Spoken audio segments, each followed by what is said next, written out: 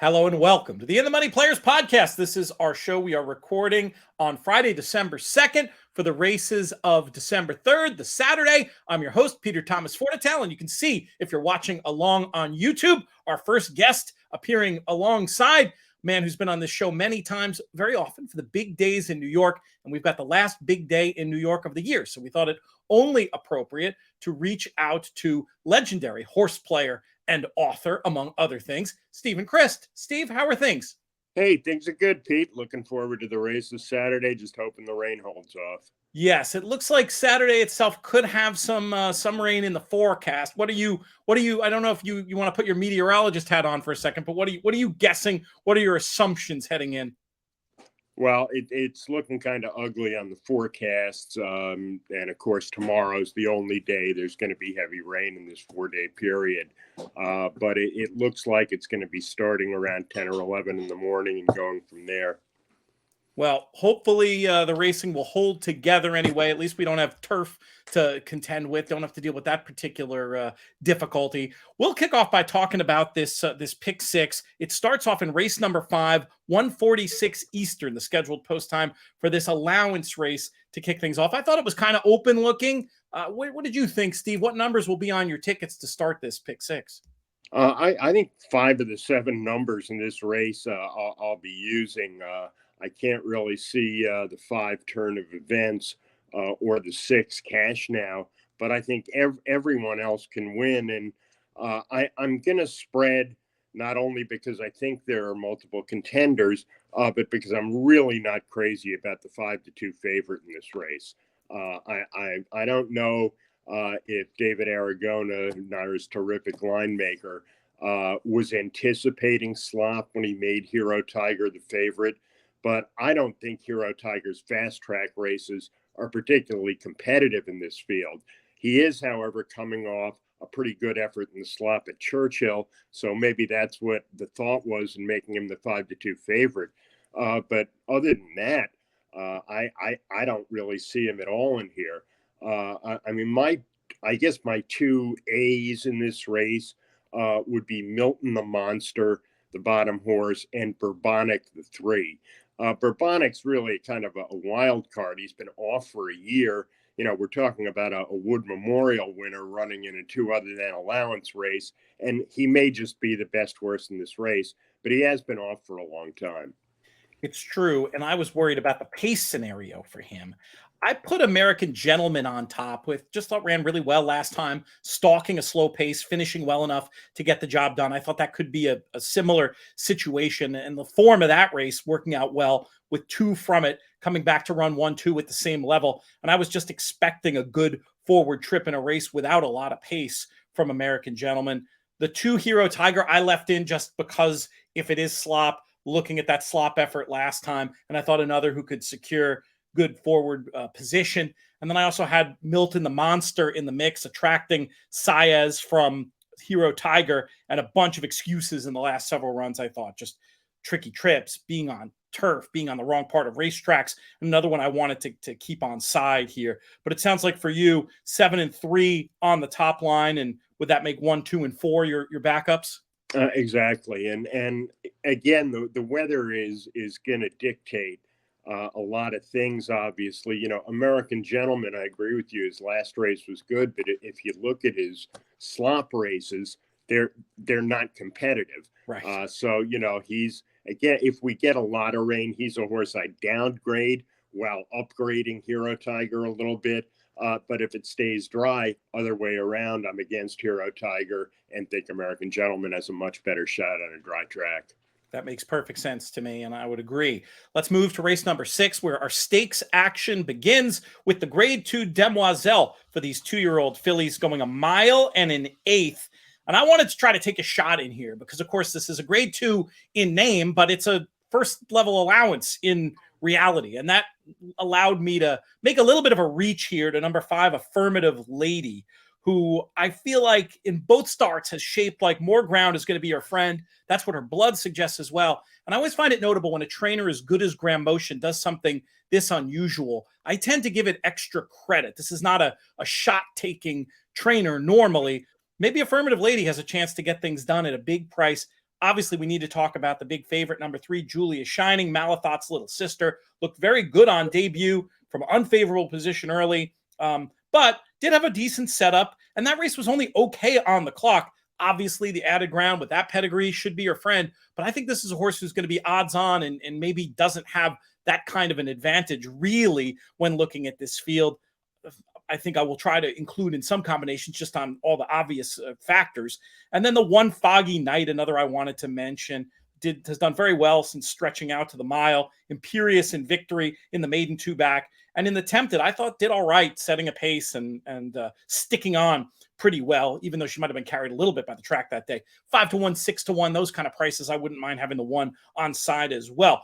Let's go. When I ask you about this race, Steve, I'll start with Julia Shining. Are you with or against?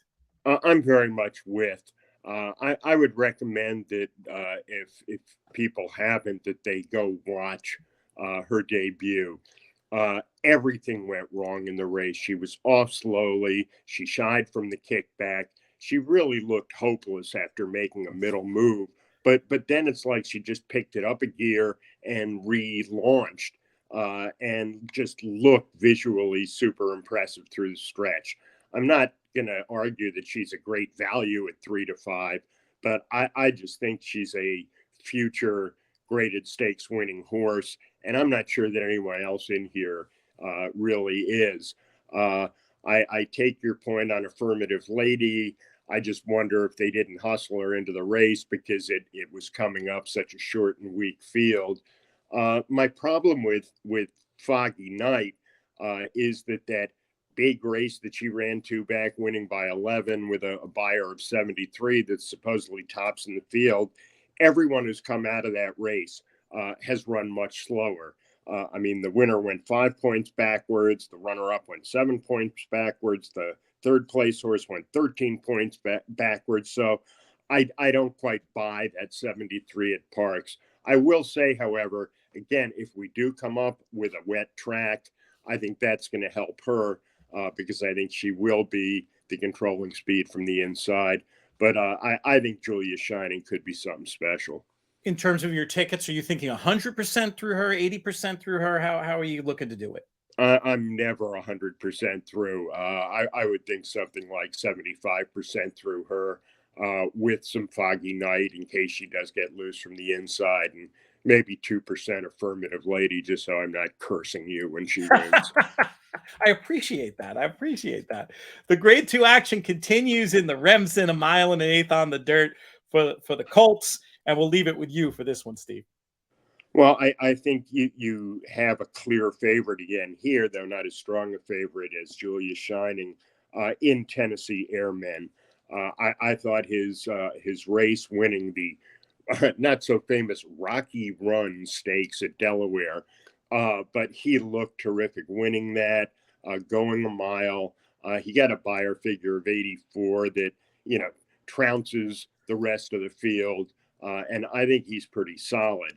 The other horse, Arctic Arrogance, again, keep an eye on the weather. I think his chances improved greatly.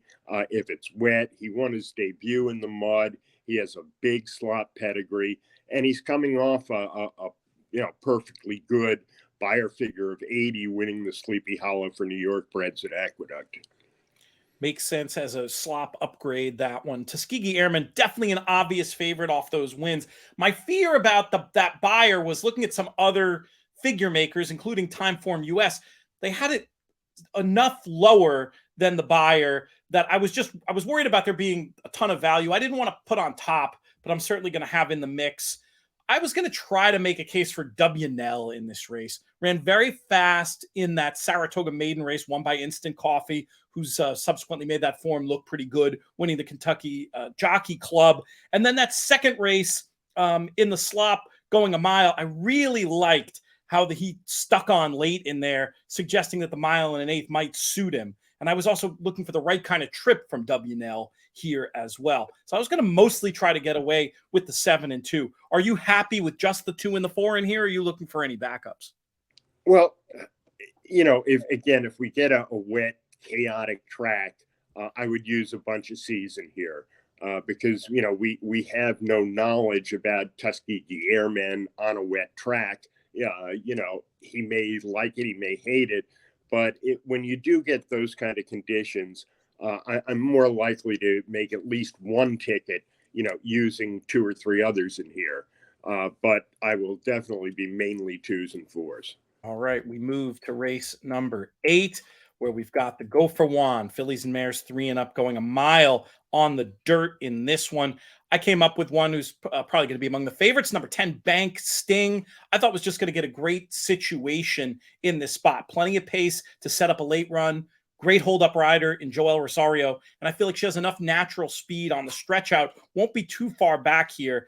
And you throw in the fact that she's making her second start off the layoff and has some nice looking work since the last run. Just thought was an obvious choice for me at what will hopefully be a reasonably square price. And I also definitely wanted to have some 8s for Betsy Blue. Spun her wheels last time late when guided to a rail that might not have been the best place to be. I just thought fit on the overall body of work, and has one going a mile as well. Mostly 10 and 8 for me in the Go for Wand. How do you see it, Steve? I think that my A's in this race are Battle Bling the 3 and Bank Sting the 10. I agree with everything you said about Bank Sting. And Battle Bling, and she's won 3 in a row, and she's really not meeting a much tougher field than she faced last out in the Turn Back the Alarm. She also has a couple of good slop races on her resume. So I think those two are solid. The third horse who I may use as an A, if she's really going to be anything like 15 to 1, is WW Fitzy. I think that this filly is very likely to be overlooked in here. She is improving. She's in career form. Last time out, I don't know what happened in the Turn Back the Alarm. She just stopped. But I think that race really dirties up her form, and maybe that's why she's 15 to 1. But horses who throw in efforts like that, there's usually a reason. I'm willing to draw a line through it and give her some kind of a shot in here. She too handles a wet track. The two fillies who I find a little troublesome to know what to do with are Dr. B and your horse Betsy Blue, because they're both stretching out to a mile for the first time in their careers. And I really have no confidence that either one of them, can go more than 7 furlongs in here. So those kinds of horses are frequently helped by a wet track. So again, those two I would upgrade if we're under really sloppy conditions. Otherwise, I'm leery of taking a horse to do something it's never done before while stepping up into a grade 3. Yeah, completely reasonable. But it sounds like you'll try to have some of the deeper backups with the 4 and the 8, but mainly focusing on 3, 10, and 4. That sounds about right. All right, let's talk about the race that gives the day its name, the Grade 1 Cigar Mile here at the Big A. I'm disappointed. We only are going to end up with a field of 6 here after the scratch of Obesos comes in. It definitely changes the race, but very curious to hear who you think is going to win this year's Cigar Mile. I don't see how it's going to be anyone except Zandon or Mind Control. I just feel the two of them are an entire tier or level above the rest in here. I mean, Double Crown and Outlier are jokes. Obesos, who is a joke, although I see his trainer said, I thought we had a big shot to win the race. He'd have been 99 to 1, even if he weren't scratching. So, by process of elimination, I'm just down to Zandon and Mind Control. Is White Abarrio impossible? No, I don't think he is. He's the only backup I'd use. Get her number.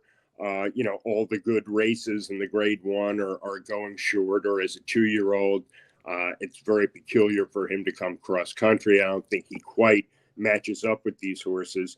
But to me, Zandon and Mind Control just lay over this field on ability and class. Will you play them equally, or try to separate them a little bit? No, I'd be perfectly happy if I came into this race alive through the two of them. I went with Mind Control over Zandon. I see the race the same way you do. I was just thinking in terms of pace scenario. Mind Control's done such good work around these one-turn miles, and that speed gives him an edge. We'll see with Zandon. I would assume they'll try to keep him closer than he's been, but we'll see if that takes the sting out of the finish or if he can still finish up that way. But I'm not against him in any way. I mean, we've been talking about him as a horse that would likely excel at a one-turn mile practically all year. So we're identical in this spot. Technically, I'll put Mind Control over Zandon, but I like them both. What do you think is going on here with only getting 6 horses in a race like this, Steve? Is it something to editorialize about, or is it just the way it is? It's just the way it is, and it's really too bad. You know, in some years, this race actually affects divisional championships, and it's kind of a last chance, you know, for a horse to nail down some kind of a title. This year, everything just so cut and dried after the Breeders' Cup. You know, nobody felt it was imperative to come back and run in this race in order to boost their case for any kind of an award. So it just happens. And, you know, it doesn't help that now in the last few years, you've had the Clark going up against this race. So, you know, you're dividing and conquering the older horses. It's a good point. And just the stake schedule in general, sometimes you wish there was a little bit more coordination put behind it to try to get the big, full competitive fields that the core customer wants at a time when, the core customer's voice doesn't seem to get heard. But that's something we'll be talking about next week at the Arizona Symposium. We'll leave that conversation for then, and we'll proceed to the nightcap, this starter allowance race going 7 furlongs on the dirt. When it comes to this Cigar Mile Day pick six, Steve, how are we going to get paid? Well, it's going to be tough to get paid overall because you do have, you know, perfectly legit looking favorites in so many of the races. But I do think the finale is a place where, you know, you can spread. My top selections in this race would be the 6 Royal Crist and the 3 Be the Boss. But I can also see using Tenebris, the 4, and Gaslight the 9. Yes, like the 9. I'll mention one other horse. I had Be the Boss on top, who looked to find the mile, maybe just a bit too far. Looks ideally suited for this cutback and should improve second off the layoff. And I think, I'm not sure exactly if this is going to be they're going to try to go wire to wire or maybe let the speed right on the outside go and stalk and pounce. But either way, I think Be the Boss can be the best speed. The one I'll try to make a case for is the 7 Skylander, who disappointed as the favorite last time, but just watching that race back, never looked comfortable, and then fits really well off that figure, earned 2 back for this barn, and I was hoping might get lost in the wagering in a competitive race. So I see all the runners you mentioned, but I was going to put the 3 and the 7 on the A-line. Can you see the 7 if you squint in this spot? I got to squint a little because, you know, his victory 2 back was against non-winners at 2 lifetime bad horses. And, you know, even romping, he only got a figure of 76, which I don't think is quite good enough to win this, but he could round out the try at a good price. All right. Great stuff, Steve. Always a pleasure to visit with you on the show. And we'll probably give you some time off in these winter months, but very much looking forward to having you back on soon. Great. Always happy to do it. Enjoyed it.